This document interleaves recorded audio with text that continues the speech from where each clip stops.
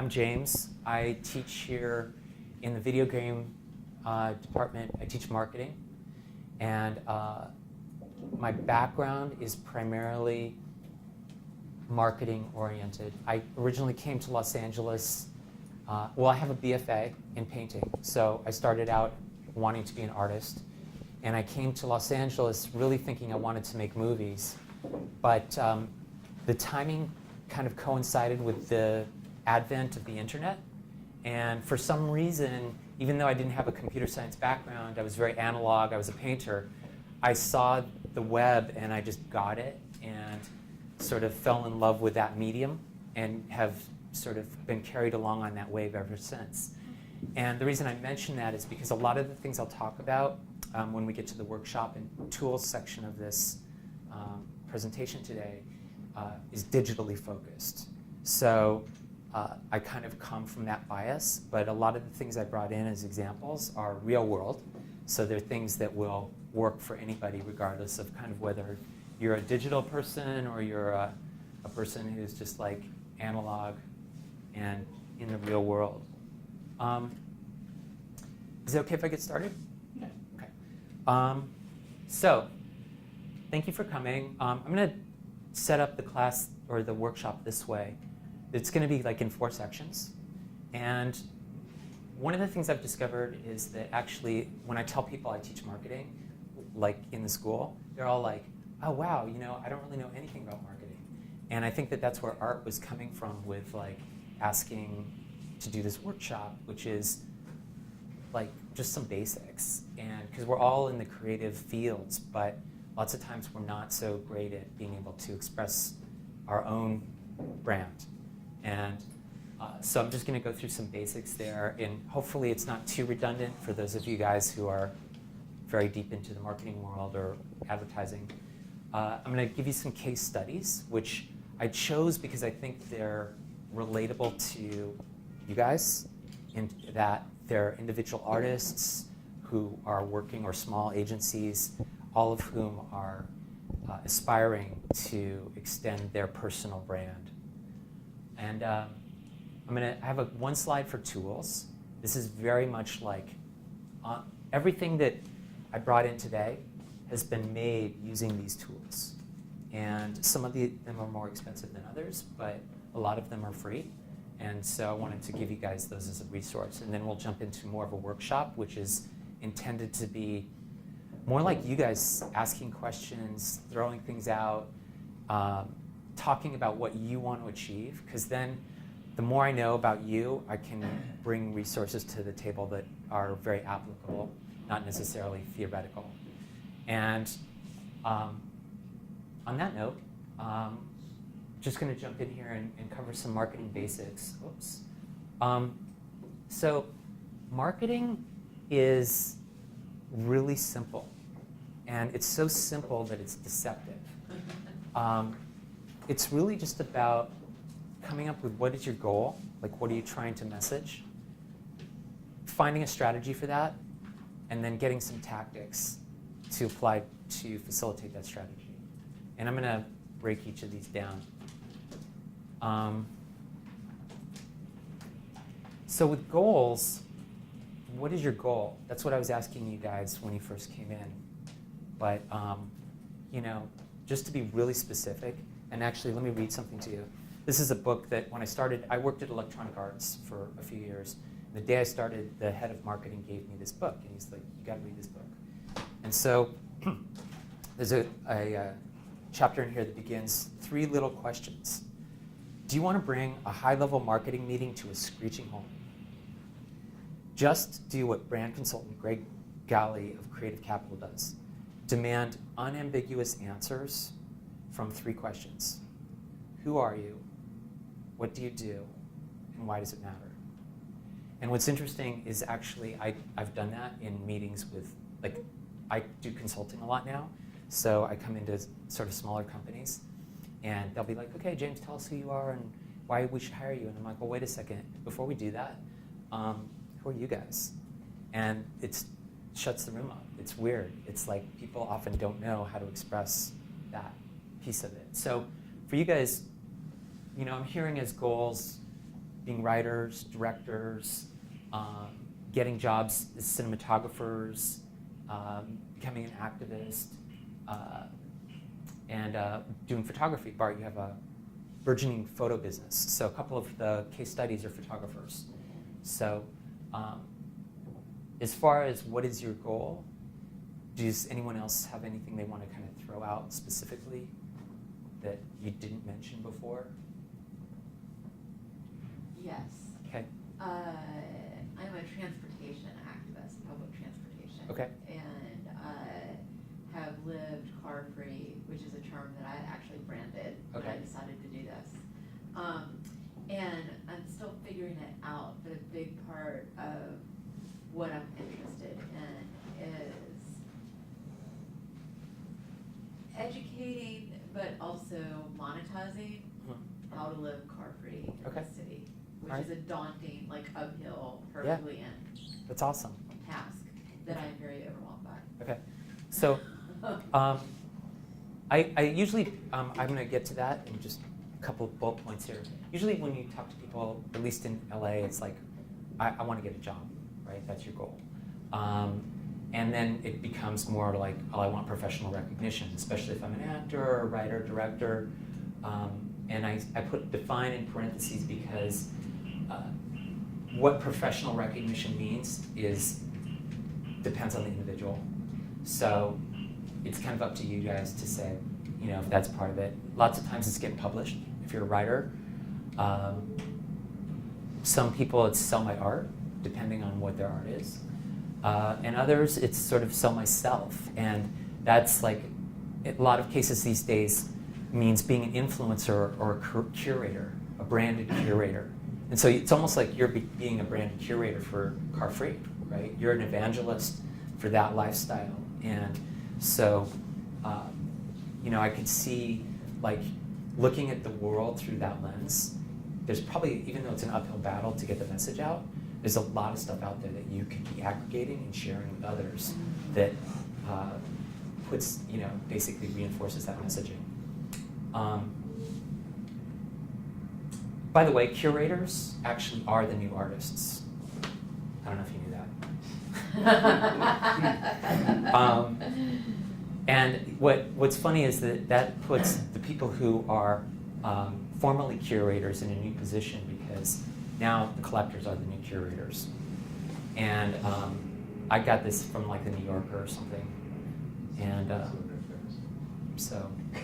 That's terrifying.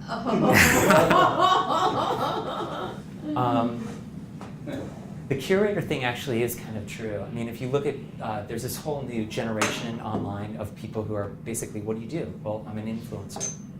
And there's a brand of clothing called Revolve. And all they do is they give clothing to people who are like YouTube stars or Instagram people. And they've built this mega $100 million clothing line by just getting influencers to do all their marketing. So it's definitely something that's out there. The goals piece of this is a two-sided coin because a lot of times the goal is to get a job or get your art out there, but that doesn't matter if it's not getting to a person's, right? So in this case, I'm using the word audience as the sort of other who would be consuming your material or your skills or your talent. You could substitute the word customer for audience. And I use those two interchangeably a lot when I'm teaching marketing. From what I heard from you guys and what I was assuming before I came into this class was that in some cases, your audience or customer would be producers. It might be actors if you're a director. Hi. Hey, good morning. Come on in. Like if you're a director, your audience might be actors, people you need to get to come and be in your work.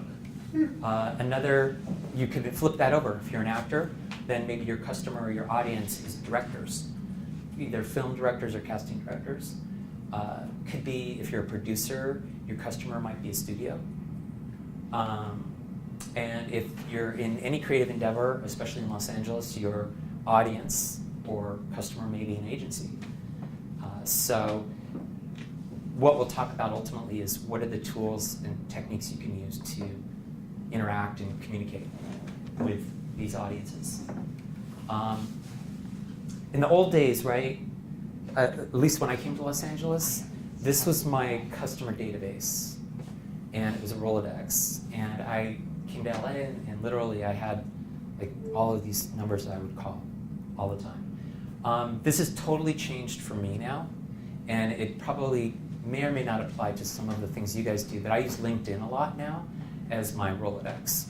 And I'll tell you, I've gotten my last 3 really big professional jobs from LinkedIn.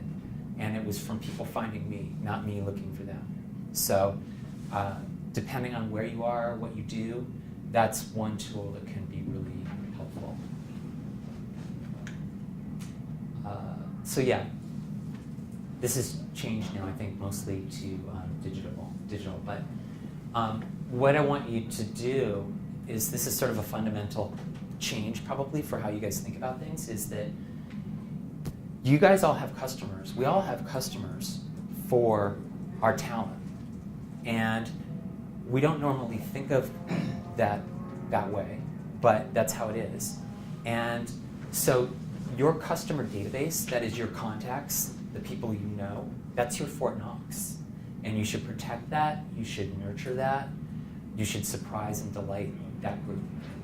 Sometimes you know them personally, sometimes you know of them, but the things that I was sort of passing around are, and in fact, since you came in, I'll give you one of these, are ways to surprise and delight. And I'll give you an example. So 1440 is actually a design agency. It's like 5 people in Los Angeles. And every year they do a holiday card. And this past year they did this theme of the tarot. And they took big brands like Apple and Coke and Pepsi and took their tagline and applied that tagline to a certain quality of the tarot deck. And so this is a simplified tarot deck.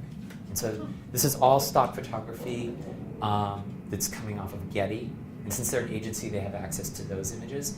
But now there's so much free imagery out there, Unsplash, Pexels, that you can get equally great creative material to work with for no cost. But the reason why I know these work as surprise and delight is I was actually working for a company that used this agency. And I was there back in January, and the CEO comes into my office with this, because he had gotten this in the mail. And he was like, 1440, always thinking.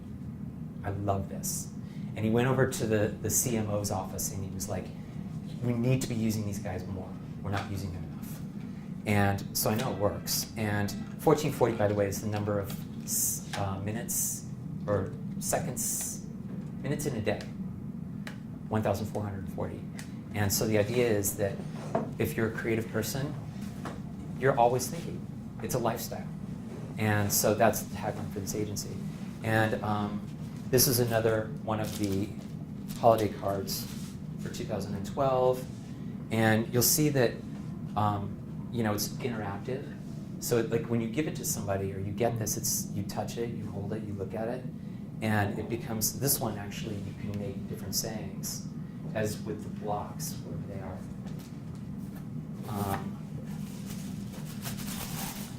So this was, and a lot of times for the holiday they do the Chinese New Year. So this was the year of the rooster. And if you put it together, you get a picture of a rooster, but you get these words. And so now I've actually gone into a lot of people's offices that have gotten these, and these will be sitting on their desk years later. Hi, come on in.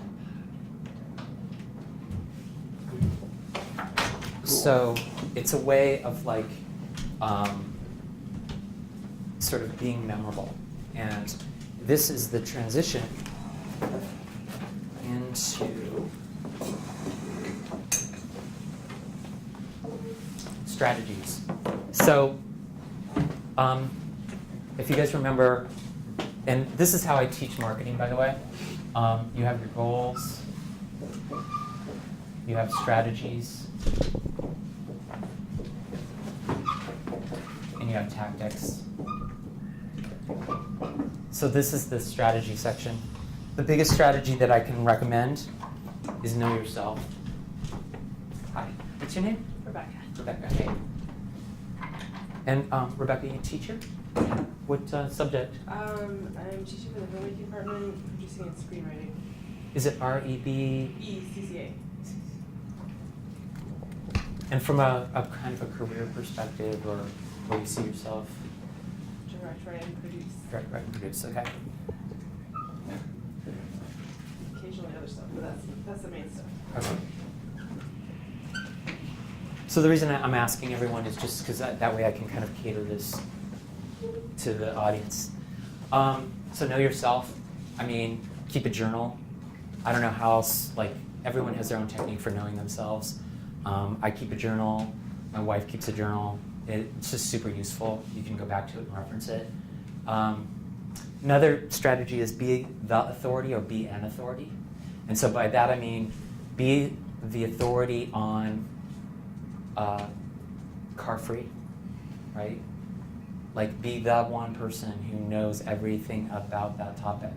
And for, like, let's say the cinematographers in the room, like everyone's a cinematographer, there are lots of cinematographers, how can I be the authority? Well, it's not about necessarily being the authority on cinematography as a whole. Maybe it's about being the authority on one particular style of cinematography, or the authority about one particularly influential cinematographer. So, you know, kind of becoming known as the person who knows everything is very possible. It just means picking that one thing. And the last strategy, it's sort of obvious, and remember I said at the beginning, marketing is really simple. It's like, use your networks. A lot of these tools and things that I'm showing you are intended to, like, inspire you on how you could use your networks. Maybe a holiday card on the tarot is not your thing, but, you know, maybe a business card, wherever they are, that's made out of metal is. So, and that's another technique too, right? So business cards are actually really obvious. Like, most people have them, especially if you work for a big company, but it's a really simple way to, like, stand apart from everyone else and leave something behind. So tactics. This is what the whole point here of showing all this stuff to you guys is that interactive is memorable. I hope after this presentation that you guys go, yeah, I went to see this workshop at NYFA, and the first thing that was handed to me was a book, a business card, holiday cards, stuff like this. One technique is like when you start a meeting or start an introduction, and that's what I actually did with you guys, the first ones in the room, is just have something to give to the people you're meeting so that they can engage. Another tactic is related to the first one, which is leave something behind. So unfortunately, I can't leave all these things with you. This book actually is $150, but I would if I could. And finally, record experience for others to share. So as you become the car-free person, you need to leave behind things for people to carry on that message. And in marketing speak, this is buzz and consumer engagement. And by driving it or doing it early, like literally the first thing you walked into the room, I gave you something, that like starts the energy. Okay, so all of this distills down to amplifying yourself. Like, and I should have capitalized the word self, because that's really what it's all about.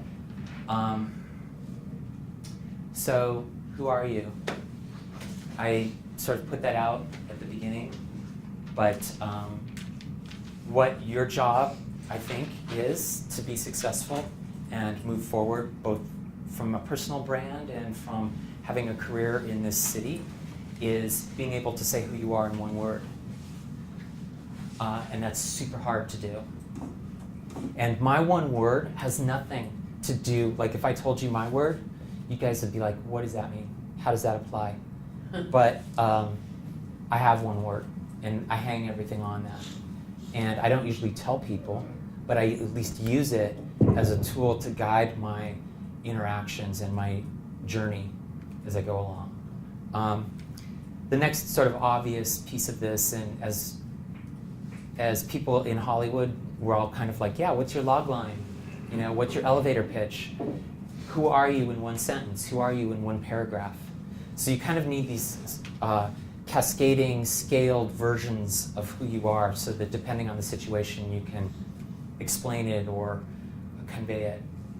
And then the last thing I like to do is just throw in like one picture. Like, who are you if there's one picture? And all of this is very text heavy right now, so I apologize for giving you a PowerPoint presentation and reading the slides, but this is really meant to be a tool that I have a Google Classroom set up, and so I'll add you guys all to it. You can come and get this, and it's meant to be something that you can use as a guide later and come back and reference and ask yourself these questions as you go along. And as I said, the hardest thing to do is to see yourself from the outside. So, by way of example, this is my one picture. This is me. That's not literally me, but this is the one picture I use to sort of say, who am I? And if I were to articulate this, it's that I'm largely an individual, kind of isolated, and I see myself as living in this world where waves come through, energy comes through, a job comes through, and I catch that job for a day, a week, a year, a few years, but then eventually the energy dies out, and I paddle back out and find the next one. So I'm sort of sitting in this world of an ocean, waiting for stuff to come to me, waiting for energy to come to me, but then it's my job to be receptive to that energy and go, oh yeah, a wave is coming. Looks like I should catch it. Looks like it's gonna be a good one. Start paddling. So I kind of, over the course of my career, which has been very, sort of, like I said, it's come to me. I haven't gone to it. Jobs come to me, and I just take them if they look good.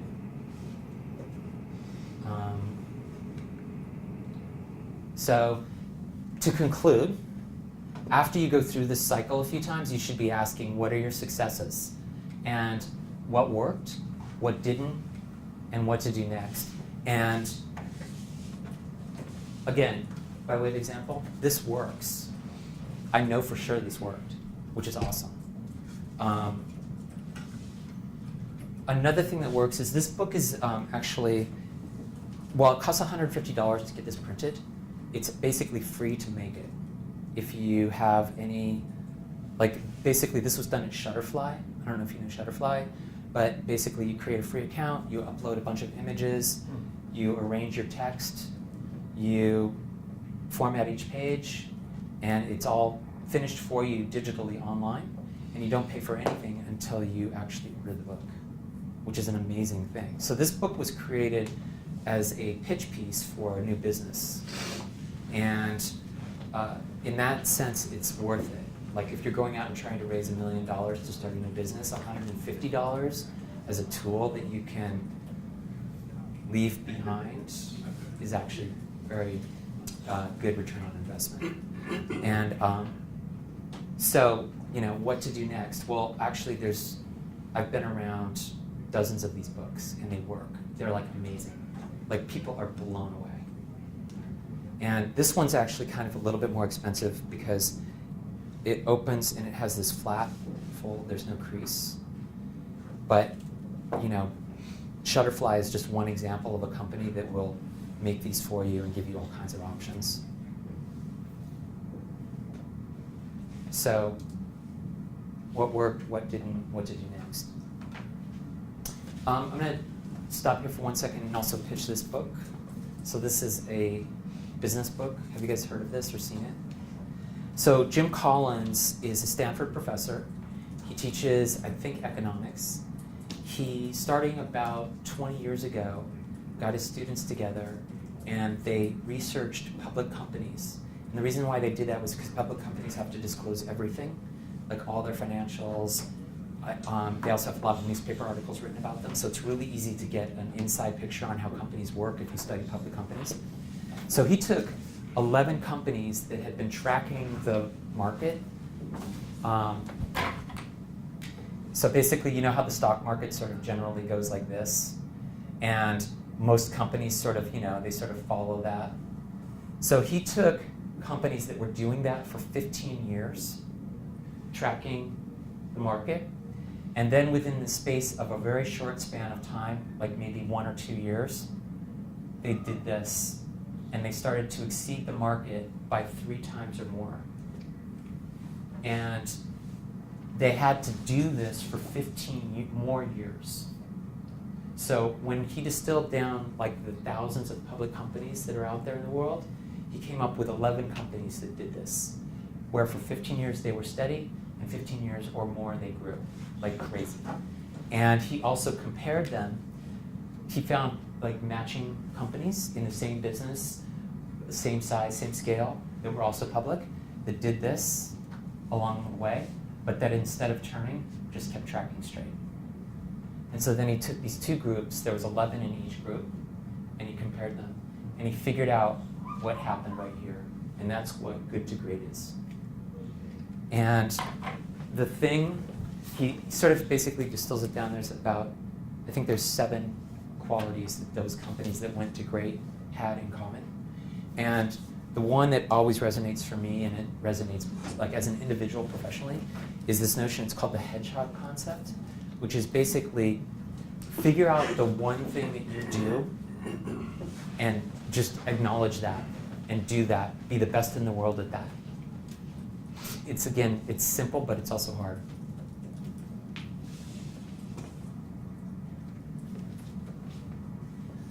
So write it down. That's my technique, but you guys might have your own. So case studies. This is where I tried to find things because I was kind of guessing in who would be in the audience, but I'm going to do 5 case studies, and the mechanics that these artists or creatives used and do use to further their personal brands. I've already talked about a little bit about 1440 and the holiday cards, but Marcus Blackwell. So Marcus Blackwell is an artist who's using social media really well, and by that I mean Facebook in particular. And you guys may go, I hate Facebook, it's not for me, and that's totally cool. There's a million other channels to reach people and build a personal brand on. I just chose Marcus because I know him. I went to high school with him and lost touch with him until about 3 years ago when we reconnected on Facebook. And he's a banker, but he actually is an illustrator. And he's been building this online audience and network for his illustrations and his artwork. And these are like back of the napkin, literally back of the napkin things. He'll like do a sketch, he'll just photograph it and post it on Facebook. And it'll be like, bored at work. That will be the caption. And he's self-taught. And I just have, it's weird because, when you go to school with somebody, you kind of like know them as a kid and you never imagine what they're going to be like when they grow up or when you grow up. But I love his stuff. So here's his Facebook page. And what he's doing is he's like, anytime he has a show, he just posts about the show. And he even talks about it like, just dropped my pieces off for the show. Proud and excited to be part of it. So he's creating a message that's just about like a job he had to do, a chore. He actually had to take his stuff to the thing. He could have totally blown off the whole leading up to the event and just made it all about, hey, I've got a show, but he actually is like, yeah, I took all my stuff down and somebody helped me hang it. And that becomes part of the the cadence of messaging. And in some ways, nothing's too small. This was from over the summer, but he's like, independent printmaking experiments, gel and scratchboard. So these are just his experiments. He was screwing around. And he was like, well, I'll just do a post for it, you know? Like I think a lot of artists, you know, myself, especially coming from being a painter, like I tend to be really precious about my stuff, and it's like I only want to show the finished product.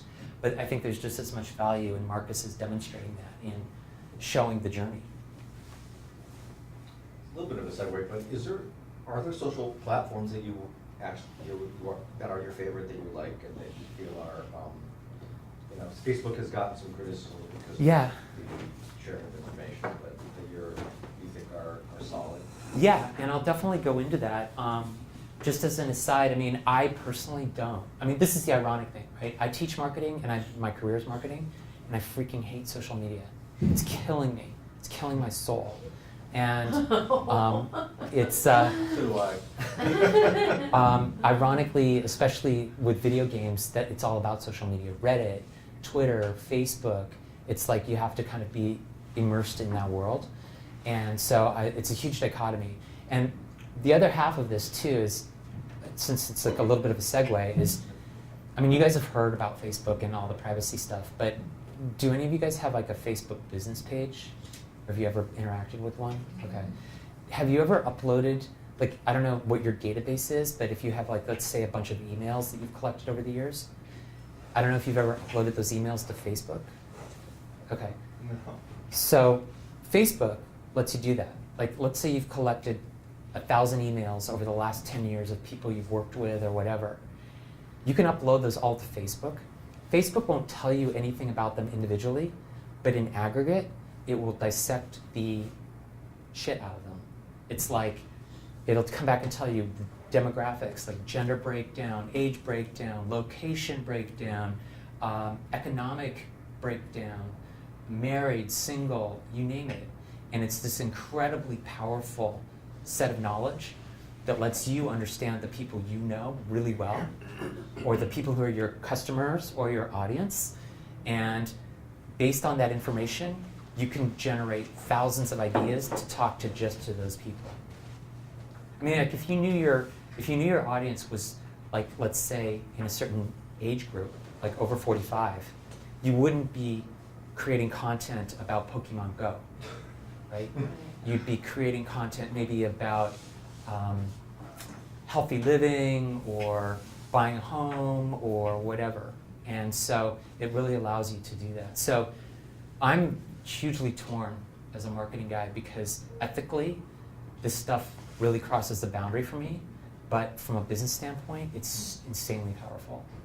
And Marcus is interesting because he's only on Facebook. He's not using Instagram or anything like that, even though he's an artist. And I think it was just because it's inertia. He started on Facebook.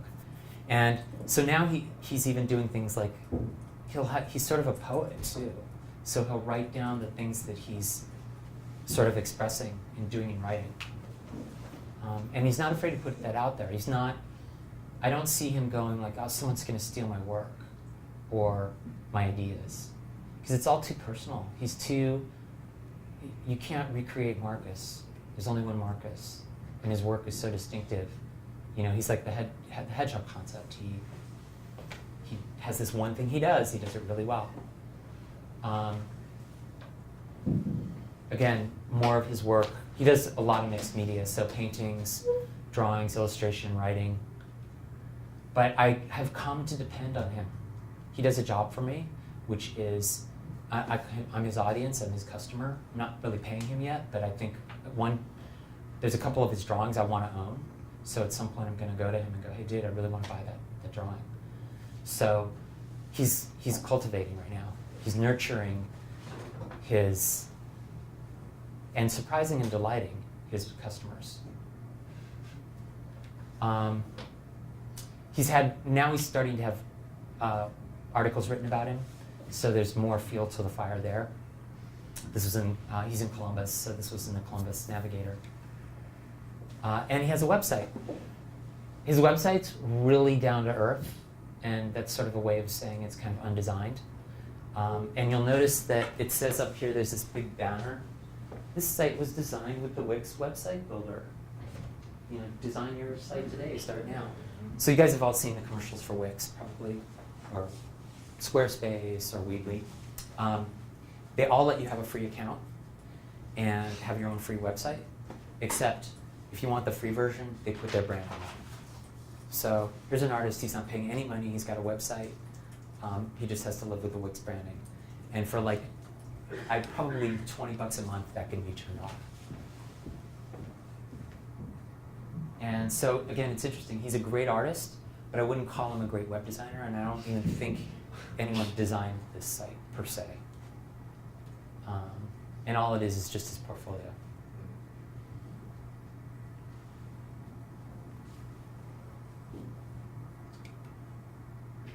Lori Klein. Okay, so Lori is a photographer. I met Lori when I was probably 8 years old, and she was my father's student. She was a BFA student and had just started college and wanted to learn photography. My father taught photography in college, and she was in his program, which was medical photography, so it's very scientific. And he was like, Lori, you have this eye, and you should be an artist. So you need to transfer into the BFA program. And she did. And then he got her an internship with Ansel Adams. Wow. And, Oh, wow. yeah. Jeez. And so what's weird is, you know, I met this person when she wasn't even an artist yet. She was just starting as a student, and have watched her kind of grow over the last 40 years. And, you know, there's sort of a personal relationship, but what's interesting is where she's taken this. So her mechanic, which again is free, depending on how you use it, is to use email to communicate her brand to potential customers and future customers. And she's actually does infrared photography. Oh, So that's her specialty, and that's kind of her thing. So her headshot concept. And she also does a certain amount of curating of other artists who she likes. So she'll talk about those artists as well. So this is an example of her emails. It always has her brand at the top. It usually has an image, title. This is actually a hand-colored print that she made a long time ago. And then usually it's a really long essay in her emails. And she does this about every couple weeks. So she invests a fair amount of time and energy into it. But I'll explain why and where that's going. She's good. You know, her subject line here, slow down so you can hear yourself breathe. That's pretty catchy. And one thing that's interesting, if I were like gonna coach her on one thing, and it's a very nuanced, subtle thing, but if you see up here, this email came from Lori Klein Photography via auth.ccsend.com. And so what that's telling me as someone who knows this is that she's actually using a software called Constant Contact, which is a kind of online database email software, and they will send email on your behalf. There's a way to get around that so that it should be coming, at least in my opinion, it should be coming from LoriKlein.com, not ccsend.com. But there's a way to get around that. So she's doing a good job. There's more she could be doing. So what's up with the emails? Why does she do this? Well, she has a website. This is obviously a designed website. And she basically sells classes and sells consulting gigs. And so she's got her gallery, but she does workshops just like this. So she'll sign people up in advance, and she'll spend a day with them out in the field doing photography, and she'll just convey what she's learned over the course of a lifetime. And you can even like sort of work with her, right? Where like you're a photographer and you want to sort of, you resonate with her work, you can actually sign up to just have her be with you for a while. And you go to her, but you know, you'd spend a day or two working together. And as you scroll down this page, you can start to see actually she's selling things. So a 1-hour Skype portfolio review. So she'll get on Skype with you for an hour and look at your work and give you feedback. She'll do a month of Skype lessons, so 3 lessons over a month where she'll get on, she'll spend time with you. Now I know like this isn't necessarily applicable if you're a director, but this is more to just sort of spark ideas of engagement. Or a writer. My point here is that she's got a business, selling her brand, doing her thing.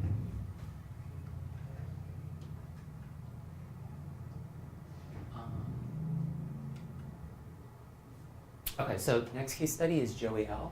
Any of you guys know Joey L? Another photographer. Joey's thing, he's a photographer, but he's using video to move his brand forward. And I actually think he's really awesome. I got into him because he has these 2 sides to his life. He has a personal portfolio of portraiture that he does just for himself, and then he does professional photography of all kinds for advertising and stuff. But it was his personal portfolio that started getting him his work.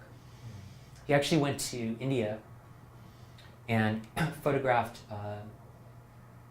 people who are extremely spiritual to the point where they don't eat, they sort of just live, and like one of their things is to grow their hair really long. And he made these beautiful images, which this screen does not do justice to. He shoots on a medium format digital camera, so these are super high resolution and crisp and like crazy detailed.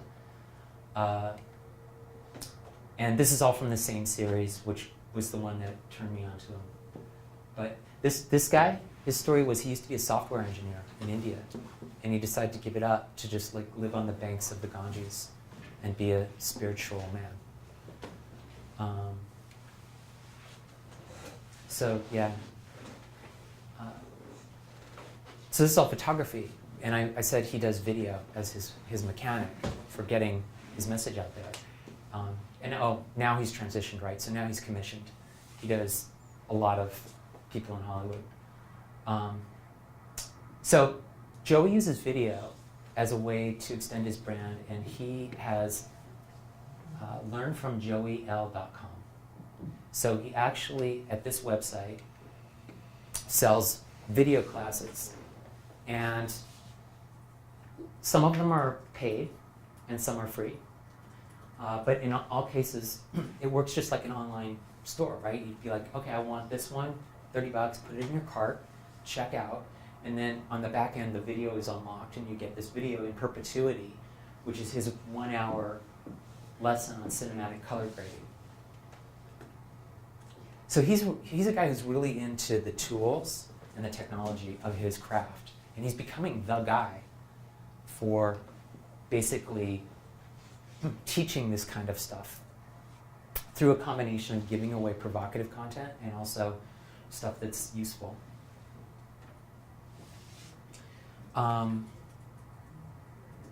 He also sells his work at a site called Creative Live.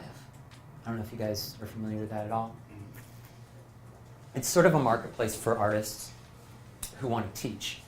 And so I think he does different classes, like from his website and here. I think he does a set specifically for Creative Live. What's cool, what I think is really cool about Creative Live and what he's doing here is that he has a class. It's actually like 12 videos, so you pay $300 and you get a pass to all of the classes for as long as you want. But what's super cool about Creative Live is that if you're a teacher there, they have this whole category for student work. So people who've taken your class now are doing stuff and posting it. And I think that's awesome because it's like now these people are extending his message for him. Like, where'd you learn to shoot that like that? This is an amazing photograph, by the way, when you see it like big and up close. Like, how'd you do that? Well, I took Joey L's class online.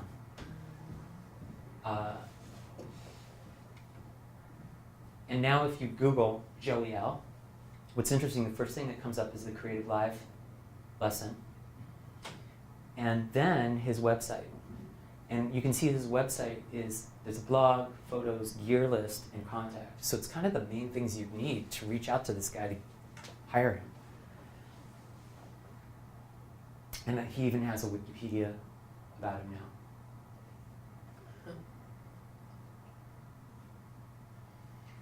So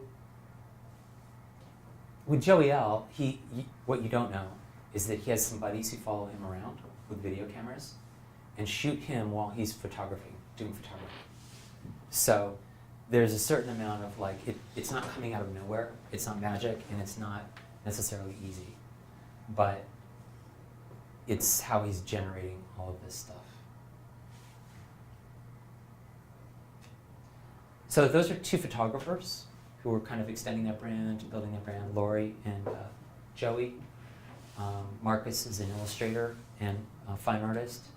1440, so 1440 is a design agency. I was telling you guys a little earlier, it's got about 4 to 5 people at any given time, based in Silver Lake. And they do this kind of stuff, right?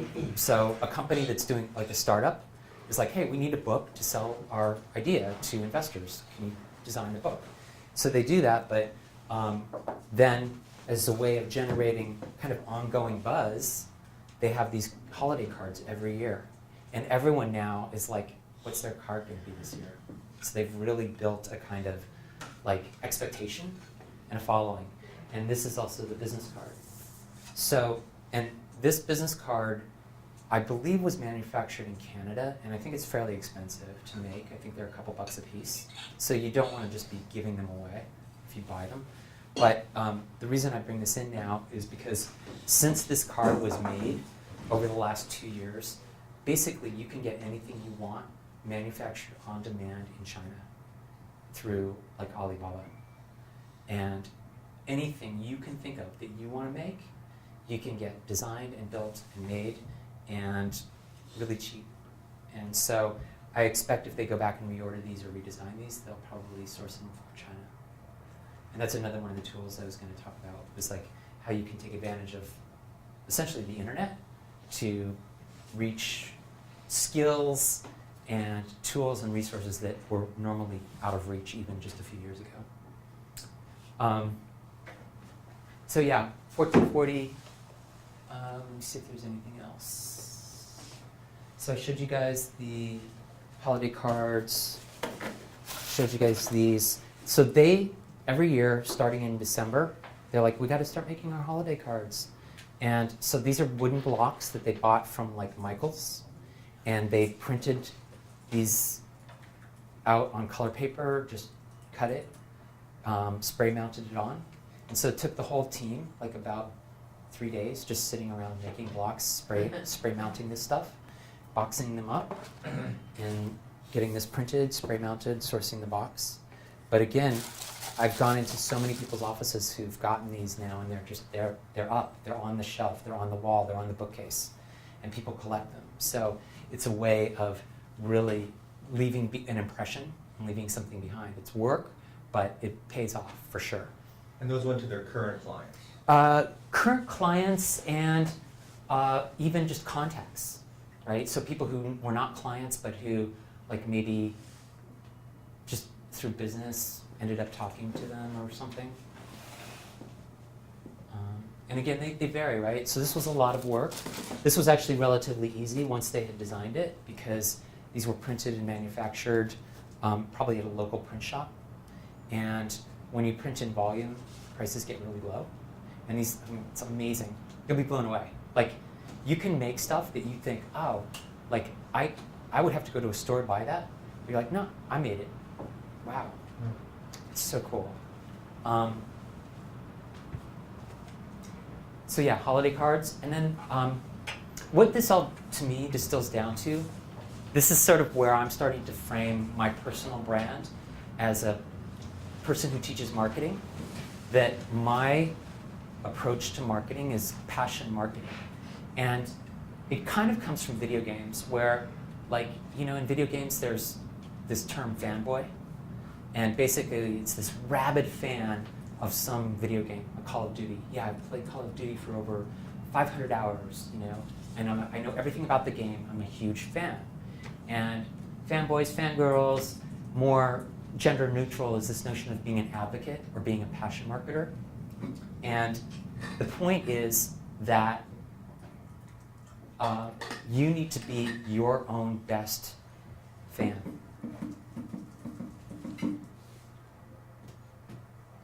So this is the sort of standing out inside yourself, looking at yourself, going, who am I? And then being like, I'm a fan. I am my number one fan of that thing that I do.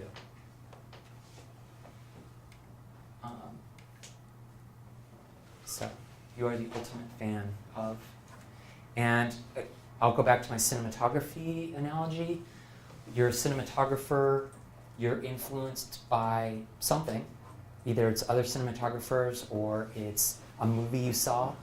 I mean, what made you want to be a cinematographer? Why do you love doing it?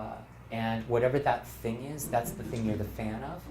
And that's sort of, by putting that out there, you become known as that.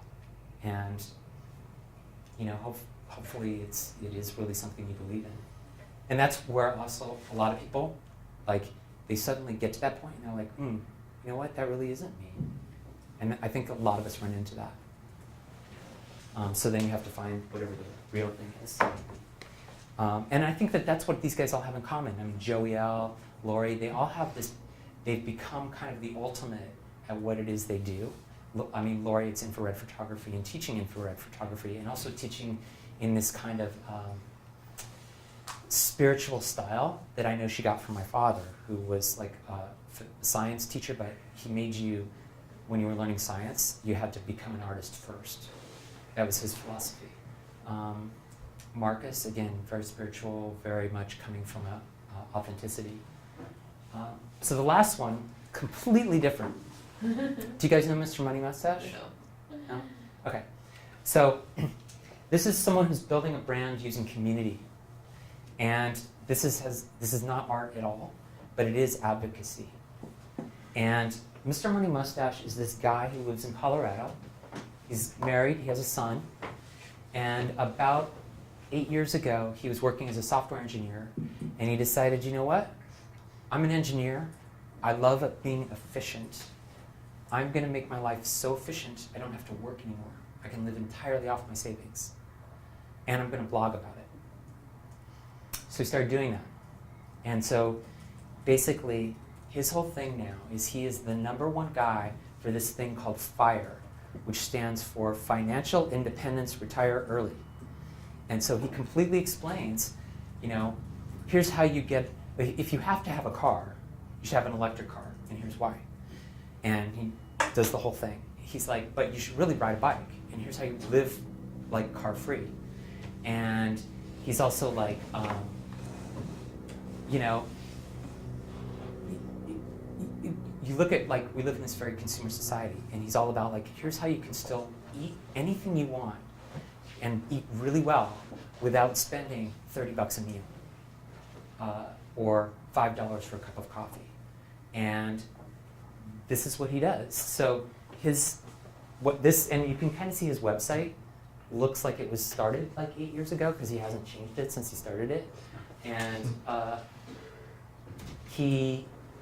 the main thing though is, like, so he says financial freedom through badassity. And so it's just all about how to, like, completely live your life in this really, like, simple but fulfilling way. And the main thing is he has this forum.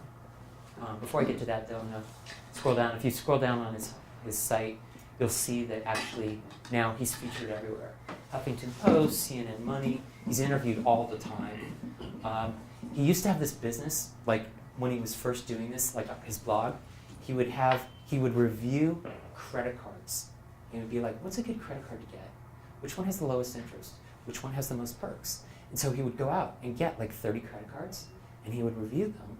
And then he would be like, I guess credit card companies have an affiliate program where, like, if someone signs up for a Visa through your website, you get like some $200 or $300 payout because the lifetime value of that person from you to the credit card company is like thousands or hundreds of thousands of dollars, so they can afford to give you $300 for that referral. So he was doing that, and he's like, I'm making more money than I've made in my life. It's amazing. But then he writes and he speaks in the vernacular. He's like, WTF, and like, that's BS, and uses a lot of kind of profanity in a very natural way. And the credit card companies were like, you're breaking our rules. And he's like, you know what? I'm doing fine without you, so goodbye. And that kind of has empowered him. Now, like AARP, like, loves him. Because he's basically, this is how, when you're retired, this is how you can live. But he retired at 30. So he's super powerful brand. And this is the forums. So the reason I'm showing you this is because now he has this huge community of people who come and like engage with each other. He doesn't even do anything with them. He's just created the place for them to come and compare notes. It's like, hey, guess what? I figured out this new credit card that's really great to get. Or hey, I figured out that like if you charge your like electric car at this solar place, you save 10% or something, right? And so the reason I'm showing this is because I want you to see just how many posts and topics there are. 348,000 posts in general discussion. 81,000 share your badassery. Mini money mustaches. Got kids? Here's a place to talk about how to groom your cute little money mustaches along with your own parental mustache. 25,000 posts. 1,000 topics. I mean, this is like a real like thing. And at this point, it's self-sustaining. He's not even like, I mean, he's created it, but it's taken on its own life. So yeah. So those are the case studies. I'll stop there for a second before we dive into tools, and just see if you guys have anything to say or want to share.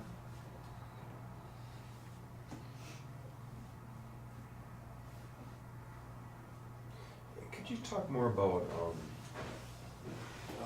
your friend who does the little doodles? Yeah. And how he uses Facebook. I quit Facebook in like February of last year. Yeah. I'm so thankful I did. Yeah. And yet I know, like in the back of my brain, I'm gonna have to rejoin at some point. You know, so yeah, I don't know. If just go a little bit more in depth on what, because like I was looking at his posts and like the stuff he's posting is really cool. He's not like blowing up with likes or anything, right? Right. It's like 100 or whatever. So I don't know. That's blowing up. Is it? Yeah. Yeah. I thought blowing up was 1,000 likes. Right. I don't. Yeah. That believe me. I mean, I maybe before you came into the room, I was mentioning, I do a lot of consulting now, and so I work for a lot of smaller companies that are coming online, and you would be surprised. Like right now, I'm working for a multi-million-dollar caviar company, and they consider themselves lucky if they get 3 or 4 likes or shares on their Facebook. So it's really, it's all relative, first of all. And in his case, to me, when you talk about like using that almost as a currency, like, oh, I got this many likes or I have this many people following me, it doesn't really mean anything unless it's tracking back to whatever your goal is. And so if you only have 5 top producers following you, that's all you need to work forever if you're a director or if you're a writer. But if you have 10,000, like, I don't know, 12-year-old Call of Duty fanboys following you, it might be a lot harder to apply that to whatever your goal is. Originally, when I talked to Art about doing this workshop, my thought was I would present for about 45 minutes and then kind of make this more interactive. And so what I'm going to do right now is I'm going to jump into this one slide for tools. And I'm just going to blow through these. And if you guys want this stuff later, it'll be all on the deck. But my point is we're all very empowered, especially because we work at NYFA. We get a ton of stuff for free that you may not know about.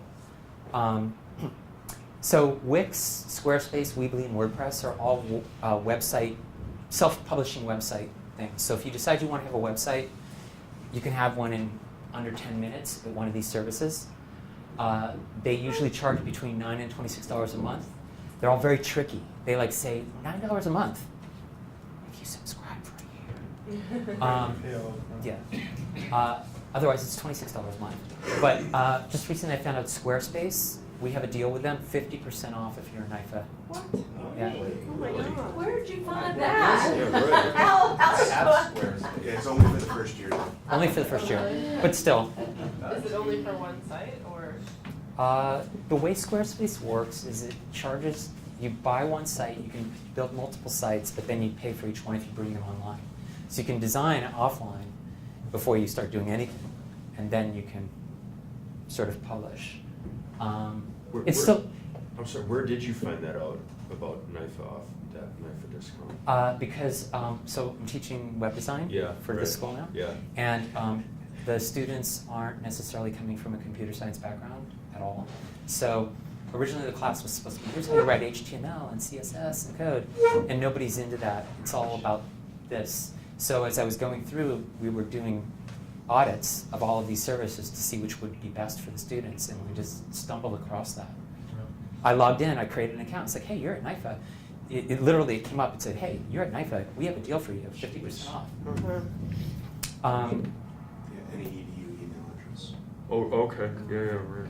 And the cool thing about these is the thing that a lot of people forget about when they go to build a website is that Excuse me. that Bless you. Yeah, I sneezed. Okay. Sorry.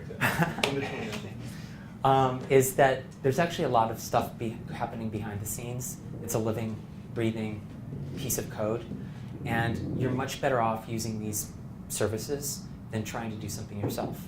And they come with templates, so you can kind of fit your own look and feel into what they have.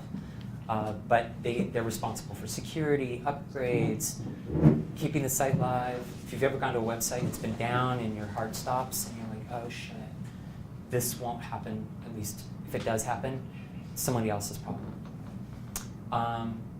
So yeah, if you want a digital presence as a website, these are good options. For those of you who are designers, photographers, creative, digital individuals, Adobe Creative Cloud is only $19 a month. It's up to 30 now. Well, it's the first year is 19, the second. Oh, yeah, Subsequent yeah. years That- is that- 29. y- It's With the- after the first year. But wait, are you talking about with the educator discount? Yeah. That's weird, because I'm still paying 19. 19 a month. Because they When did that after- happen? Like, I don't know, like a year or two ago. That's weird, because I only started working here like within in basically this year, this calendar year. The first thing I did was I went and got my $19. Oh, yeah, the first no. year's For like the that. first year. It's at the end of a year.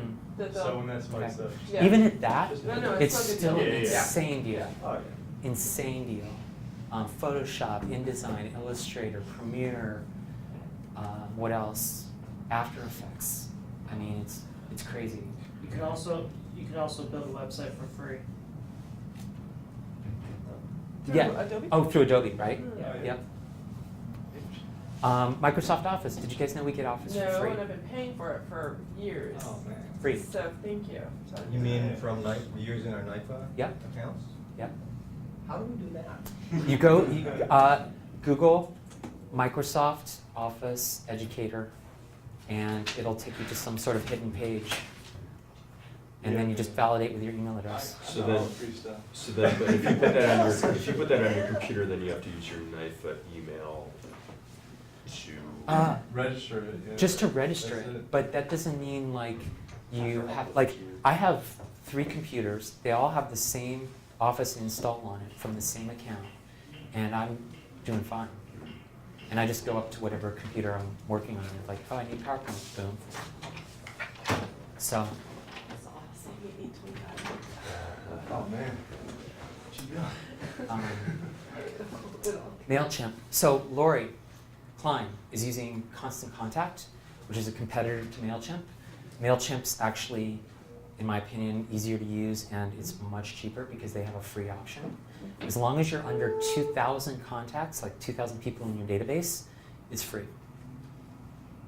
So, and MailChimp, I don't know. So if you guys ever wanted to like start sending emails to the people you know on a regular basis in a kind of professional way, MailChimp does that function for you. And you just go sign up, create an account, start building emails. It's drag and drop. Put your title in, put some words in, put a picture in, hit send. And I use it with lots of professional companies, and it's a dream. YouTube, obviously, free.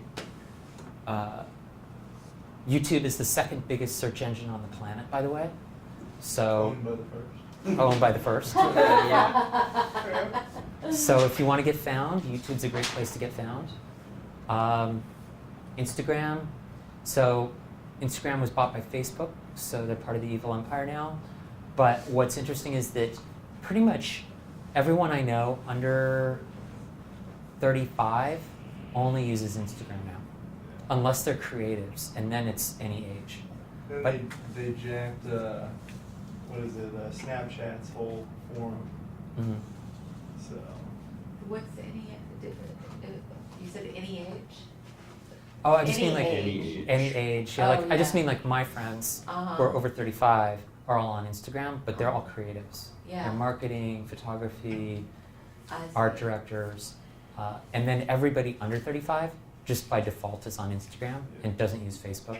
Yeah. So A lot of younger kids are not using Snapchat Yeah. anymore because Yep. Instagram basically did their own version of Snapchat. They Exactly. just took the whole format and just like, oh, we'll just add it on. So how does this apply to us, you know, as professionals in Hollywood? That's where you have to get creative. And that's where, like, I wanted to sort of, after I go through this slide, we'll do a workshop. Yeah. LinkedIn, free, as I mentioned.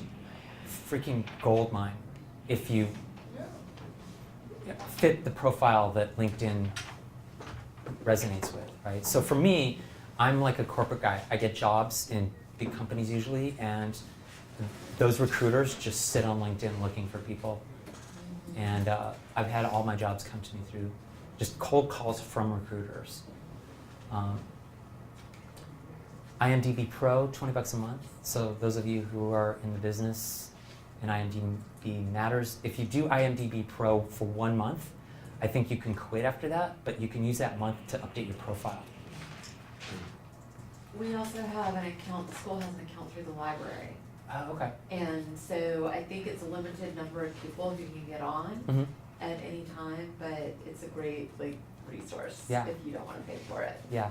And they have a computer or two set up downstairs that has it on Yeah. automatically You can also ask in the about. library. Yeah, it's actually just, Yeah. Okay, Printful. So this is a crazy idea, and this is something I'm doing with my marketing students, right? Video games are all about merchandise, t-shirts, hats, mugs. So Printful is a place that will basically manufacture on demand t-shirts, mugs, hats, bags, all kinds of merchandisey stuff with your logo on it or your design on it. All you have to do is upload the design file. And you don't pay anything to create the account. The only time you or anyone would pay is if they wanted the t-shirt. And then the Printful has the t-shirts in stock, they run the t-shirt, package, ship it, send it. And so if merch or some kind of merchy thing like would help you guys with extending your brand, real easy way.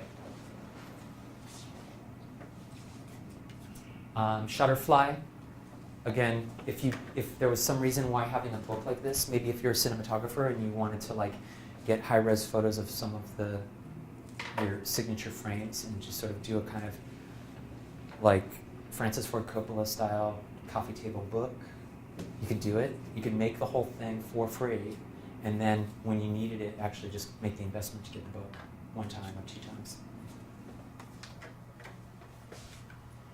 Vistaprint is like Printful, so it's just like if you want a poster, if you want brochures, if you need anything, Vistaprint's really good. They're super cheap, but they're unreliable. And by that I mean I had an event that I was doing 2 weeks ago in Florida, and I needed brochures made. So I sent stuff to Vistaprint, and with a deadline, like you have to have them on site in Florida on October 30th. And on October 29th, I got an email saying, your shipment's been delayed. And then on November 4th, I got another email saying, your shipment's still been delayed. And by that time, the event was over. So they finally showed up, and they're freaking amazing. I mean, they're like on really heavy cardstock, and they look great in full bleed, and it's just awesome work. It's just that they missed the event. So the backup was, we went to Kinko's on site and had really shitty brochures printed on 30 stock paper. But so with Vistaprint, and Vistaprint's very cool too, because when you buy something, they're like, hey, would you also like that on a fill in the blank hat, t-shirt, bag, table runner, you know, a poster, banner, whatever you could possibly imagine. And then they show you. They're like, they actually show a person holding with their hands, like, this is what your thing will look like, because they've digitized your image on top of it. So cool. So, workshop. To start with, I'm going to just throw out like some ideas that I was thinking of. So for writers, I brought this book, Hard Boiled. Have you guys seen that book or know of it? Yeah, it's an amazing book. And what's so cool about it, I don't know if you guys had a chance to look at it, but it's just basically quotes from film noir.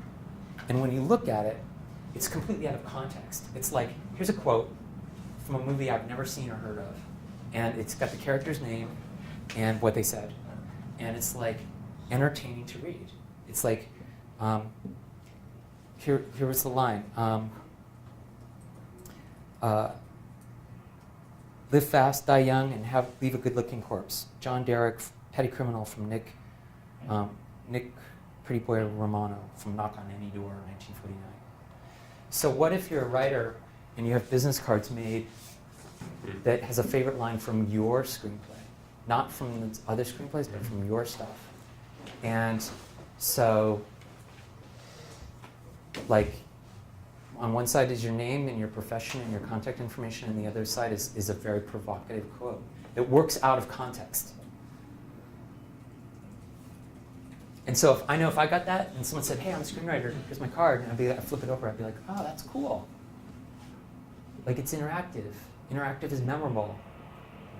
It's something to leave behind, and it's something that I can use to tell your story to someone else. Hey, this guy gave me his card. I don't need a screenwriter, but maybe you do. Look at this. I like business cards ideas because they're really simple, easy to carry, and everyone knows what they are. Like, you give it to somebody, they know what to do with it. So some of the things I was thinking of, this is a business card for a shipping company, and it folds into a box, which totally makes sense. And this is the kind of thing that, like, you could have Vistaprint make for you.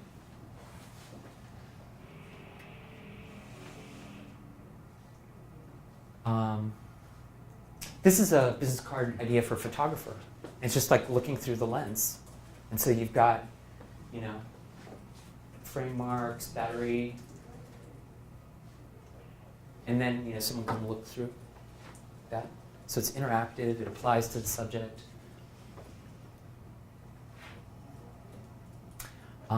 This is another photographer business card. In this case, the person it's sort of a riff on the same thing, except here's the image is behind it, and then you have the frame marks and the battery.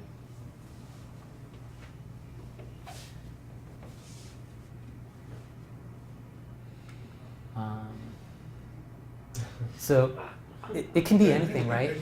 I don't know if you noticed this, but like it's like on both sides of this thing, because what happens is you can tear it in half and then.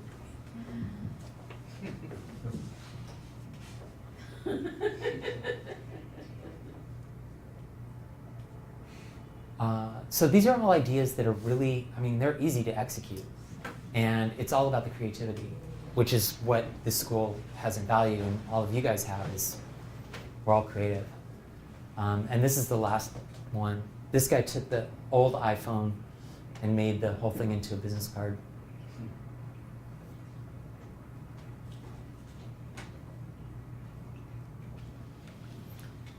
So who are you?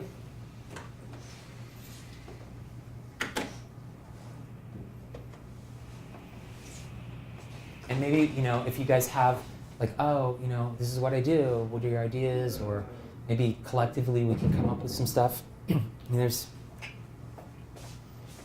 this could be a business card, honestly. I was telling folks that I went to WeWork, Oh. and this is amazing. What does success look like to you? Right? So that's one of the questions, like marketing 101. Why do you do what you do? It's almost like they made this for this class. It's kind of crazy.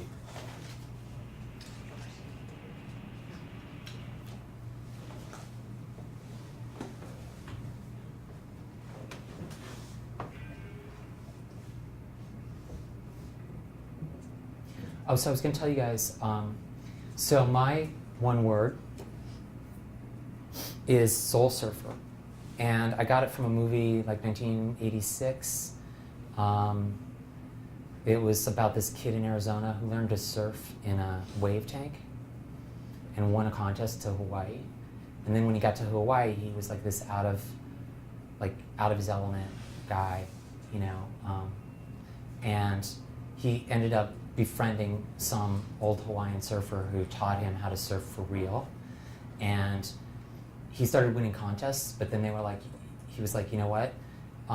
It's not about winning contests, it's about the soul of surfing. And so for me, that's what I anchor all of my career on, is just this notion of, am I being a soul surfer in this moment at this job? And it kind of helps keep me honest. And I never bring that up in interviews or anything like that, but it's definitely an incredible gauge for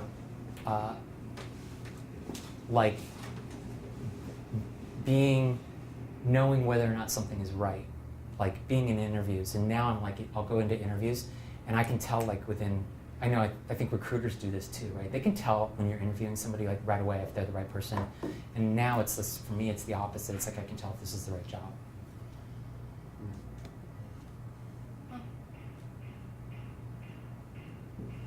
Oh, one more thing on this deck is what's next. Because I think we could all help each other a lot.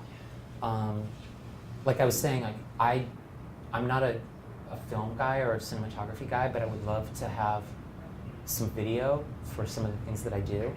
On the other flip side, I'd love marketing, and I would love to help anyone who wanted to come up with ideas or execute on stuff to do things. So, maybe it's portfolio critiques, maybe it's technical how-tos. You were asking about what social platform. I mean, I'm telling you guys, Facebook is crazy. It's like, a job I had last year, I worked for a medical diagnostic company that sold home medical diagnostics. And they had 10 years worth of data in their online store of customers they'd sold. They had about 18,000 customers. And I was like, have you guys ever done anything with this? And they're like, oh no, we've never even looked at it. And I'm like, well, here, let me check it out. So I just sucked out all the emails. I created a business account on Facebook. I uploaded all the emails to Facebook. And I did this huge demographic breakdown on who their customers were. And they were completely like, no, that's not our customer. I'm like, yeah, it is. That's your customer.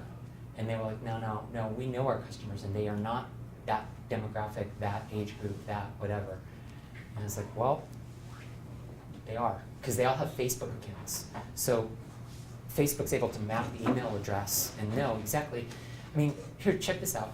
So when you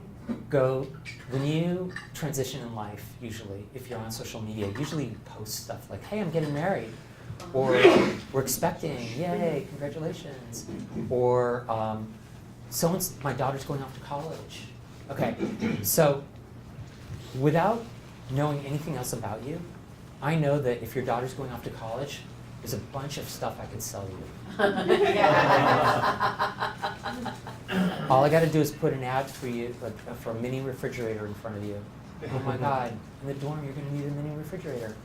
So I was doing that with this thing, and it was like, yeah, okay, so your audience, or your customer base is, like, did you know that most of your customer base is over 65? And they're all retired, and they all live in rural communities, and they're all still married, and they all have kids, but the kids don't live at home. And they were like, no, that's not our customer base. And I'm like, yeah, it is. So there are ways we can sort of really capitalize on this point in history where it's a Wild West still, completely untamed, and it's a chance to sort of move the ball forward before regulations and things closes down on certain avenues. So yeah, technical how-tos could be a whole class unto itself. How to set up a Facebook business account, how to upload data, how to send stuff to print. I don't know if you guys have ever printed anything before, but actually, in one hand, it's super easy, but on the other hand, it's super complicated. And then, so here's some resources that I use a lot. Good to Great, obviously, that's my go-to book for everything. Do you guys know Gary Vaynerchuk? Yeah. Some people, yes, some people no. So Gary Vaynerchuk is sort of now this sort of business entrepreneur, personal brand advocate guy. Like, here's how you build your personal brand. And he got his start because his parents owned a liquor store in New Jersey called the Wine Library.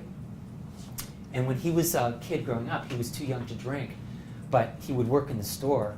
And people would ask him, like, oh, should I get this wine and stuff? And he was like, well, I can't drink the wine or taste the wine, so I'll read Robert Parker's reviews of the wine. And they would say, oh, this wine has notes of cherry, hints of chocolate, and a little bit of, like, wheatgrass. So he would run down to the store and get some chocolate and some cherries and some wheatgrass, and he would stuff them into his mouth and try to imagine that's what the wine tastes like. So he started this vlog out of the wine store when he was like 23 or 24, and he was a kind of a typical East Coast fast-talking New Jersey guy, and he could talk for 15 minutes nonstop. And so they just set a camera up, and he would open 3 bottles of wine, and he would be like, today we're going to taste whites. And he'd be like, okay, so this is a Riesling from Germany, $12, poured in. Yeah, I mean, I taste grass, I taste some stone. It's pretty good. 12 bones, not a bad deal. Okay, so here's this one. By the way, did you guys see the Jets last night? Amazing win. Amazing win. It's just incredible.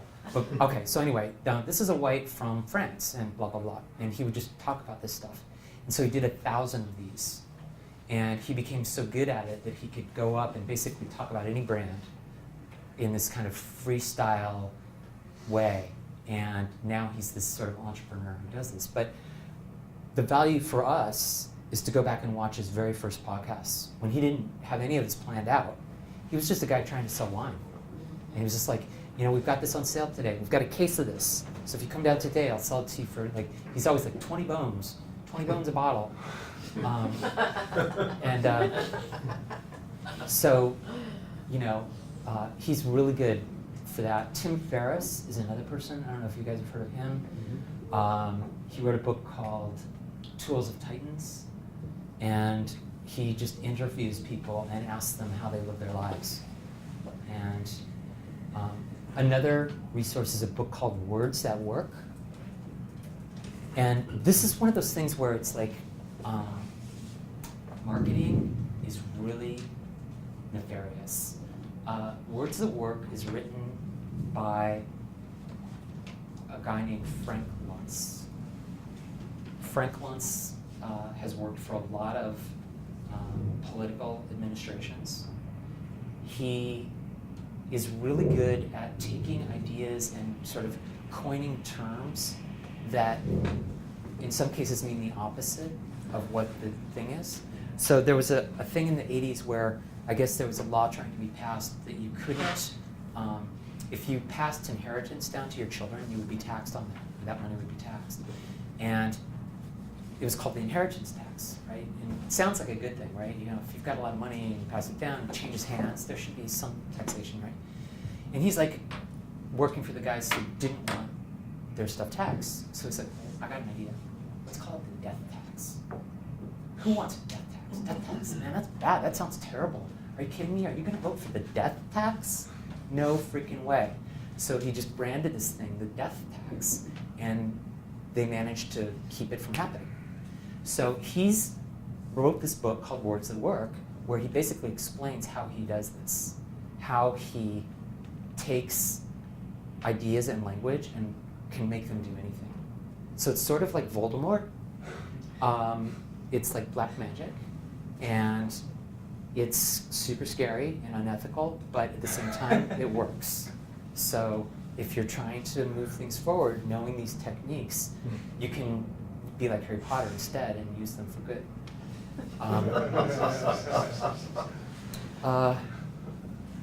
The last thing here is the jobs to be done theory. There's a Harvard business professor, Clayton Christensen, and he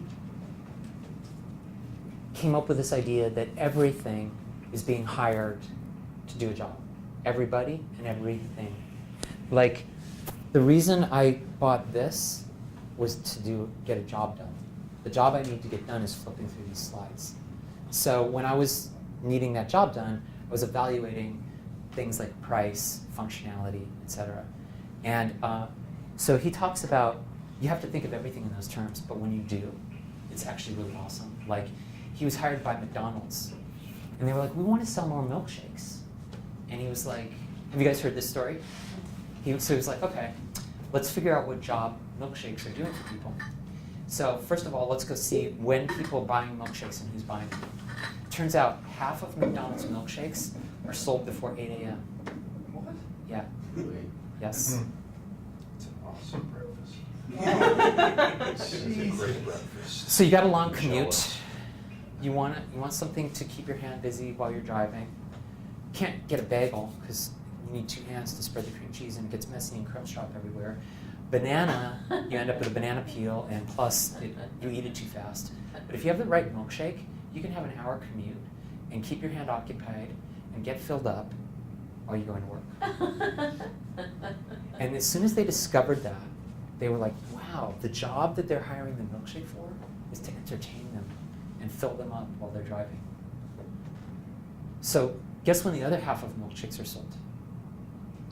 Mostly. Evening? Evening. To whom? People coming back from work? No. No? Kids. Drinkers, Kids. all done drinking? Kids. Yeah. But not kids. They're sold to the parents of kids. Yes. Right.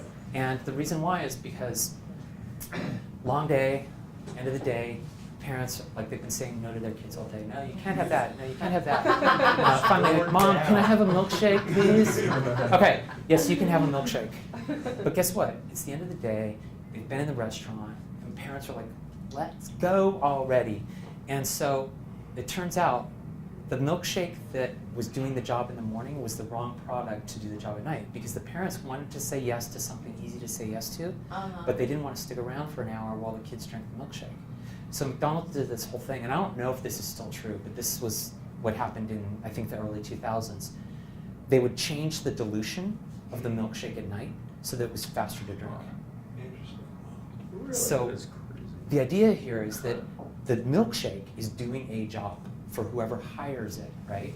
And so this whole notion of jobs to be done is a framework for looking at whatever it is you do. Like you're a cinematographer. So on one hand, it's obvious the job you're being hired to do, but there's nuances to it as well. Depending, I mean, like maybe you're a cinematographer for horror movies, or maybe you're a cinematographer for documentaries. Those are 2 different realities, 2 different things that hire you. So, you know, knowing what you're being hired for is as key as sort of knowing the product itself. And so I use that in my marketing classes where we watch, you know, he explains this whole thing, the jobs to be done theory.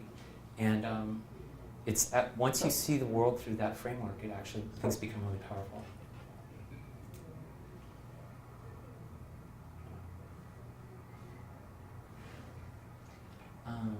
Yeah, so anyway, this is all in a Google Classroom, and I'll get your emails, and I'll invite you guys all so you can come and grab the deck if you want. It's great. Cool. Fantastic. So what else can I do for you guys as far as like, you guys came to a class on personal branding, building your brand. What did you want to get out of it? And what else can I give you? Well, I think almost all of us are hyphenates. Okay, that's good. And I think that, for me, I feel very overwhelmed and pulled in multiple directions Mhm. and had an amazing idea last night in one area and a genius idea 5 minutes ago in another area. Yeah. And, you know, how do you negotiate these different facets? Mhm. And does that go under one Instagram page? Is that what's this book? Yes, I wrote it down. What does Good to Great tell you?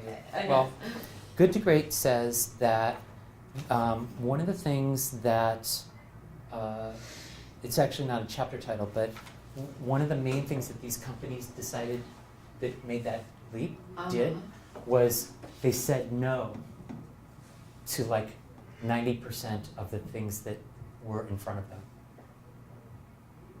Like, no, we're not doing that. So I have a follow-up question. Yeah. Kind of.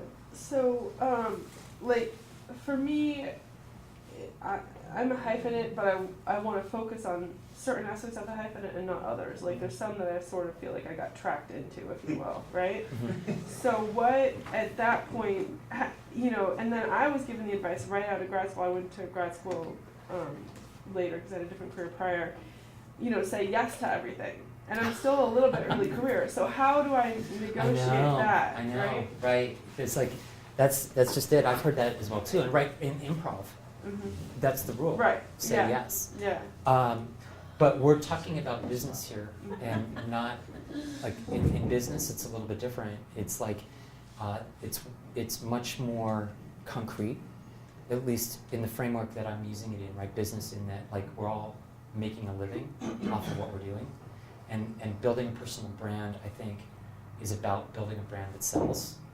So, what's selling, and lean into that. If, going back to Cricket's question, Yeah. and this is all timing, I know, Yeah. is what Cricket, what you're applying is sometimes those different hyphenates can compete with each other, Yes. right? So you may have a branding as an activist, but say you write a children's book, Right. okay? Or then you also support a documentary that's about the community. It's like 3 different things, Mhm. but you're one person. But isn't there a common theme or through line there? Finding that I think is Yeah. really important. Yeah. That's right, kids book about not riding cars. That's right. There you go. Hey! That would be a Mom, let's ride our bikes. Exactly. That's, Sneaky. okay, that's Yeah. interesting. It's just programming. Yeah. Yeah. Kind of along those lines, I did have a question. You mentioned like the things kind of on the edge of unethical. Mhm. How do we navigate that? Yeah. I wish I knew. I mean, okay, so we're all sitting in this room together as human beings, and like we're in this collective situation together. We're all on the boat together. I guess we have to do that together. I Do mean, you know of anything or foresee anything as far as legality that is coming down the pipeline, or things we should be aware of, or? stuff's, so I would look a little bit to Europe, actually. They're sort of the most progressive as far as protecting privacy rights and stuff, which I think is what this ultimately is going to distill down to, is what's that boundary. You guys may have noticed starting earlier this year that pretty much every website you go to now will have a little pop-up that says we use cookies. Yeah. Okay, that happened and is happening because Europe passed a law in 2016 called the GDPR, which is it's privacy regulation something, and it was passed in 2016, but companies had until 2018 to basically comply. So in March of this year is when everyone had to comply with that rule. And it's only a European rule, and it only applies to primarily commerce, like if you're selling stuff in Europe. But the problem is if you have an internet website, you're worldwide by definition. Yeah. So everybody is kind of like saying, just to be safe, because what they can do is they can fine you up to 3% of your gross revenue based on certain things if you break the rule. So I think that what's going to happen is that Facebook's going to evaporate, and over the next 24 months, and by that I mean it will sort of cease to be, it'll be there, it'll be a legacy, kind of like the way MySpace sort of, Still hangs on. yeah. And so that whole ability to interact dynamically with people through software, I think, is going to be curtailed somewhat.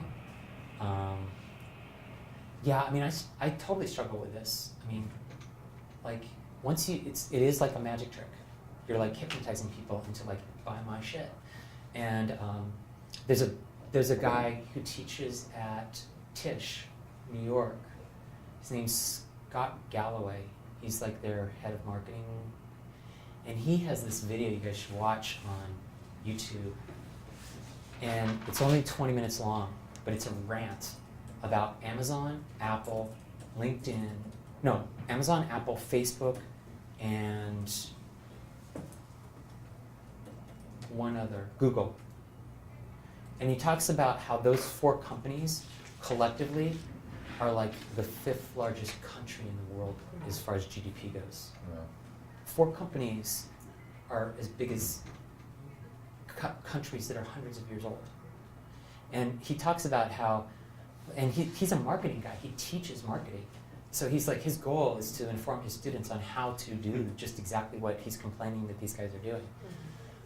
But it's crazy, you know, he talks about how like Google is kind of like the head, and almost like a god in a way. It's like, think about how often you ask a question to Google. What person in your life, rabbi, teacher, significant other, parent, do you ask as many questions and expect legit answers from than Google? So it's like, wow, think about that, right? That's pretty heavy. They wield a lot of power. And then he talks about how Facebook is like the heart. And the reason why is because Facebook gives you access to other human beings. And the number one predictor, I've seen this in a couple of places, but he quotes this as well. The number one predictor of a long life is not necessarily living healthy or where you live or what situation you're born into. It's whether or not you're a caregiver. And if you are a caregiver, you know you're needed. And so being needed is the number one thing. And so Facebook provides this place to be needed and to also help others in need. And by giving them claps, thumbs up, smiley face. So there's this whole reward system built into that where Facebook's enabling that. So he goes on, he talks about all of these things. It's really interesting, but he's clearly in the midst of a midlife crisis around marketing. I was going to say, but it's also how you use the tool. You know, there are people that like to go on their political rants. Yep. And then for me, it's business and what I just want it to work with. Right. So, depends on how you want to use it. Like to me, it's helped my business in many Sure. aspects, and I've gotten so much work. So what works? What works? Yeah. You don't post all the time. Mm-hmm. I've learned that. Okay. If you're going to go down a political slope, then that's kind of how people are going to start to see you. Yep. For me, I don't get into politics or anything. For me, it's about a post, maybe definitely the photos, and you kind of not go to the norm like people do Throwback Thursday, but it's always about themselves. Maybe it's a photo that I did. I'll post quotes that are inspiring and empowering. Not about, there's no negativity for my Facebook. Yeah. I don't like that. So I kind of want them to understand that if you are coming to me, this is kind of the energy that you're going to get with it. These are just some of the things that I'm talking about. Same thing with Instagram. But it's interesting to kind of maneuver in this ocean of it, particularly in a climate of where we are at the moment. And then also, we've got these huge fires going on. So I can't quite sit back and say I'm not even going to touch that. But I'll post something, and I posted the other day, you know, according to the New York Times, these were legitimate sources if you wanted to put donations to. And there was a picture, because it's photography and I also deal with cinematography, I posted in a moving image of the fires burning and said, this is where you can donate. You know, it got people to kind of interact in that way. So how does this generate business for you? How does it generate business for me? People want to know who I am a little bit more. I guess I'm not the political person that, you know, I guess as a business person you can approach me with it. Because I post a lot more on photos and stuff like that, and I talk about photography and all that, people come to me asking certain things of what I can do within the photos. So I tend to get portraits, fine arts, and headshots from actors. Okay. So that's what I keep posting on, and that's what keeps coming. And then one friend tells a friend, who tells a friend, who tells a friend, and then it just kind of comes in. One of my successful clients, I would say, was a man at the age of 55 years old who came out of the closet, who was married, had 2 children, and I just wrote to him. I said, hey, if you're ever in Los Angeles, let me know. I'm not looking to charge you, but I'd like to create a portrait of you. And he did, and he's a client now. Like 3 times this guy has come back for my portrait styles that we create story and stuff like that. Okay. So, you know, how you brand yourself is really the image you want to put out there. Yeah. And if I have anything political to say, I keep it to friends or family. Do you have, so if I were to ask you, like, what's your brand in 1 word or 1 sentence, do you have an answer? No, not yet. Because I think I'm still a little fresh. Yeah. It's not easy to come up with like a 1-word thing, but It's a agree lifetime. with you that you have to look at yourself and say, okay, how would I define that? In a word, in a sentence, in a paragraph, in a photo. Okay. Like your image of your photo is basically mine, except mine's a boat on the ocean. And the sails are up. Good. I'm wondering about social media reciprocity, if that makes sense. Like, you know, like everything you're talking about, people like it and comment, and how much obligation do we have to return the favor to all these people, right? Yeah. And because, you know, like, and this is just me, but like if one person sends me a personal email, whether it's 3 words or 3 paragraphs, just me personally, I feel obligated to respond, right? Mhm. So I feel like if I'm on Facebook or whatever else, if someone likes or makes a comment, I feel obligated, you know? That's actually what I don't like about social media. I don't want to respond to all these people. I do Mhm. want to share this thing. I do want people to enjoy it and use it and share it themselves, but you know what I'm saying? So like, I'm just wondering if I have some sort of social media thing, I'm a creator, I got my own brand and I'm selling myself, what is my responsibility to interact with all of these people? Yeah, I mean, I don't think there is an answer. It's up to you. And I mean, I guess I'm wondering what successful people do, or that it works for, right? Like, For me, you know. with the photos, people will comment and stuff like that. There may be one day where I could actually sit and respond, Yeah. not in lengthy Yeah. material, but I feel an obligation to try. And now I'm not generating like a Hollywood celebrity status where, you know, people are commenting on everything, but it's enough that I do, as a business person, have to go in to some degree, and I Yeah. have to market myself, and I have to be responsive to these people who are taking the time to respond to what I posted. So how much of your time is doing that? You know, like, I'll do it. I'll put that time in at least maybe out of 7 days out of the week. I'll sit down 1 day out of the week and give it a good hour. And I'm not constantly posting, so you know, Yeah. I'll go in and I'll sit and, you know, maybe I'm at like drinking my Starbucks and Barnes and Nobles. Okay, there's my phone. I could go and respond, Right. you know, to it. But I try not to, you know, give like lengthy things. yeah. So it just becomes a balance. And I think it completely depends on what you're trying to achieve. And I mean, like it sounds kind of like you're being a curator in the sense that you're like, oh, I like this thing. Here's something I want to share, and lots of times that doesn't necessarily need Right. a response. I guess one way to think of it is if you had a store or a museum, and because you're not selling anything, you're curating, and so you've got this place and people come into it, what would you say to them? A lot of people are just going to come in and look around, right by, they don't want to engage with you. Other people will be like, where'd you get that thing? And then, probably if this matters to you, you would want to respond to them. I don't know. I would point out on the curation aspect, if you are actually liking something on these platforms, you're in a sense endorsing it as well. Sure. So the people that are, following you now see that art like this thing, Right. and now all of a sudden you're associated with that. So if you just go down the list and just like everything that that everyone that just because you feel obligated to them, that's hurting Sure. your brand too. Yeah, right. People take notice of that too. Yeah. My dad. I know your dad wouldn't stop liking my. Oh, really? I'm joking.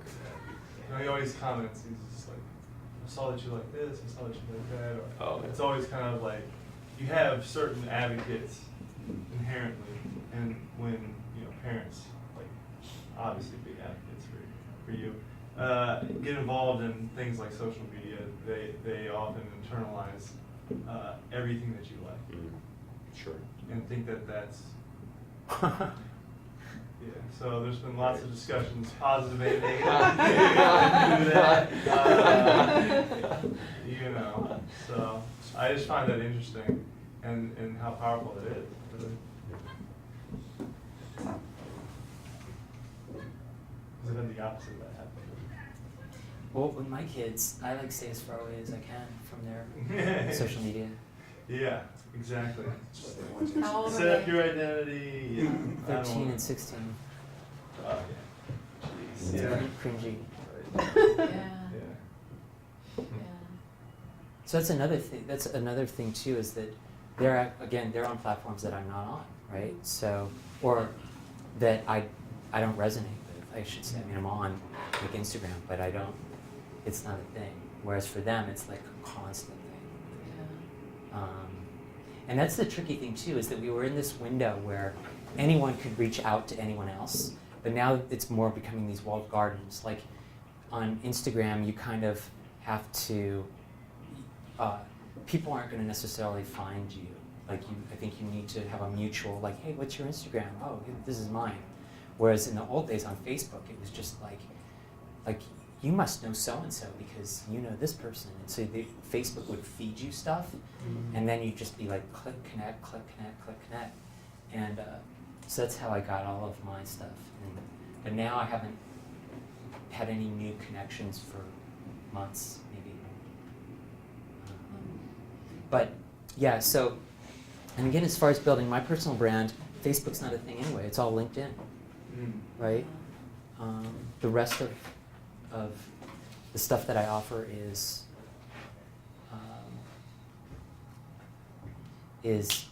purely professional. All right. Well, thanks you guys for coming. Thank Really you. appreciate it. Super helpful. And I'm here if you guys want to talk more, have any ideas or whatever. I'd be happy to consult. That would be great. Yeah. James, you're giving a second workshop, but it's just like, it's Yeah. this one. It's this one. for people who can't make it. Yeah. What's your email? It's james.root@NYFA. And which program do you teach the marketing classes for? Video games. Very cool, that was excellent, James, thank you. Thank you guys. Thank you.